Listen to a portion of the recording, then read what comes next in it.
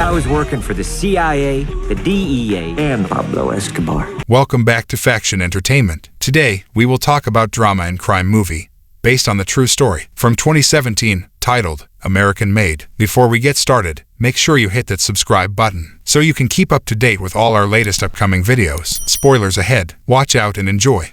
In 1978, Barry Seal works as a pilot for Trans World Airlines. He comes home tired every time after work. He is married to a woman called Lucy. Next scene shows Barry packing packets of Cuban cigar he smuggled into the country via Canada into a box. While at a bar one night, Barry drops the box to a bartender and receives some cash in an envelope as exchange. He is also found by a man saying his name is Monty Schieffer. He is familiar with Barry's work as a pilot and a smuggler of Cuban cigars.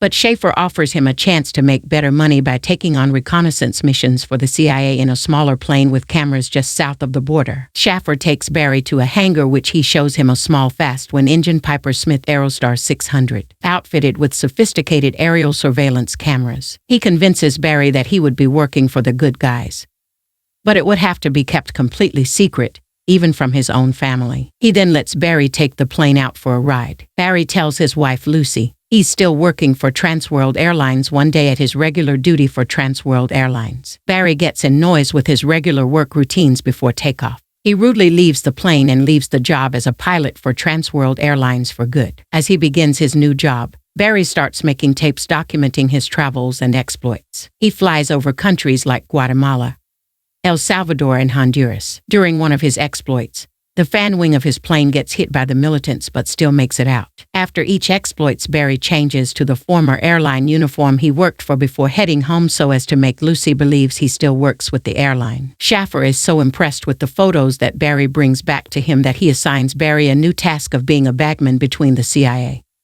and General Noriega in Panama, who sells the agency's intel on all the comm, as Barry's work is just to drop off and pick up on his mission. Barry meets the metal and cartel members. They takes him to cartel leader Ochoa, who introduced him to other cartel bosses Carlos later and Pablo Escobar. They had a few difficulties getting cocaine export to the country, so they decided to try new ideas. They want to get their drugs into the United States, but the runway for the planes is too risky for most pilots. Barry takes his plane for a ride and almost crashes into the trees, but manages to pull up and continue his flight with ease, delivering the drugs via airdrop in the countryside instead of landing at an airport before getting back to the U.S. without getting in trouble. Barry now has the trust of the cartel. However, the D have raised one of their compounds and Barry's arrested along with the cartel. Schaefer finds him in his cell and tells him that his house will get raided and Lucy will most likely be brought in for questioning and be kept overnight. When Barry gets out, he goes home and urges Lucy and the kids to pack up their things so they can move. Despite Lucy's questioning,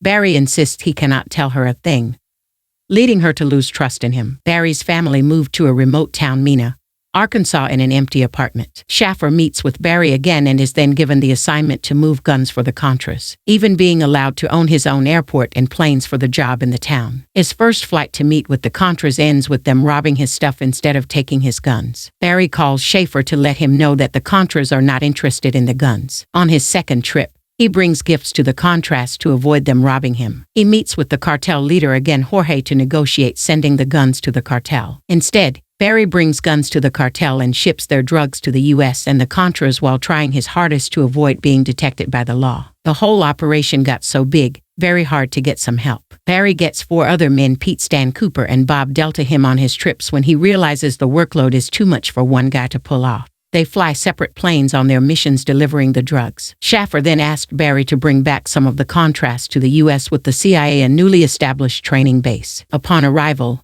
however, some of them escape as soon as they arrive. As Barry's business grows, he starts to contribute to the community and provide even more for his family, while also shamelessly indulging in his wealth and setting up France and the community to hide all the money. He has over $105 million saved and trust in banks, even some packed in bags at home, some buried in the wood behind his house, and 90 pounds of gold in his closet. Not to talk of one of the bank in Mana that built his main vault. He has his fingers in every pie on the rack. Barry's freeloading brother-in-law JB moves in, whom Barry is not fond of needing a job.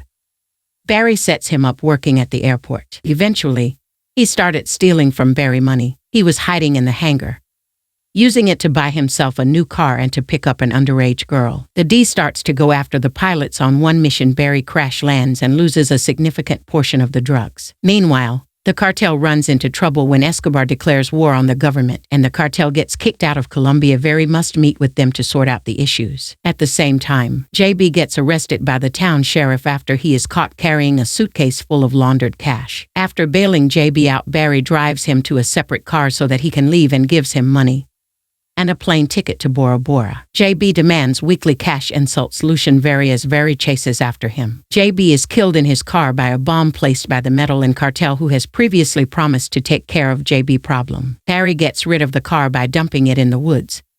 Very in shape for me to discuss what's been going on. Schieffer says the Contras left since they just weren't fighting. The CIA then starts to get rid of anything involving Barry. Barry attempts to move the stash of products out of the airport, but he is found by D, ATF, Arkansas State Police, and finally FBI. He is then arrested. Very meets with a prosecutor, Dana Sabota, who is helping on getting Very locked up as he waits outside while she speaks to a higher superior on the phone. There he tries to bribe the agents with catas, while also insisting he will walk away scot-free. Sabota comes out and confirms that Barry is free to go. Barry is given a task by the White House under Ronald Reagan's administration to gather dirt on the Sandinistas, all of whom are believed to be drug traffickers. Barry has no choice so that he can escape this prosecution. They ask Barry to get photos that tie the Medellin cartel to the Nicaraguan Sandinistas. They set up cameras in a plane for Barry to get photos as proof. Barry returns to beat with Jorge Ochoa and the rest of the Medellin cartel, as he still has their trust. Barry engages in business with them, moving products into the plane where the photos are taken. While watching news at home, the White House later releases the photos as propaganda, and Barry is seen in the photos. Barry gives a call to the White House, and he is told that they were not supposed to be released to the public until after the cartel members were caught. When Barry realizes he is screwed, he has a good time with his family before the D go through Barry's house looking for evidence, digging out all of his cash and money in the house. Lucy takes the kids to Baton Rouge. Barry is convicted and is sentenced to 1,000 hours of community service. He moves from hotel to hotel each night, making video recordings of his experiences. Barry fears an explosion anytime he starts his car, as his community service is performed at the Salvation Army building every night. Barry cannot hide from the cartel. On one such night, he is approached in his car by hitmen sent by Escobar, and he is subsequently murdered. The final text states that Schieffer got promoted after suggesting they get the Iranians to on the contrast. One of Barry's guys went on to become a pastor in Alabama after he was set free. The rest of the pilots weren't seen after that. The CIA continued to use Barry's plane to warn the Contras until one of the planes was shot down over Nicaragua. The ensuing scandal was known as the Iran-Contra affair. Lucy returned to Louisiana with the kids. The last thing we see is her working as a cashier at a coffee shop, still wearing a bracelet that Barry gave her.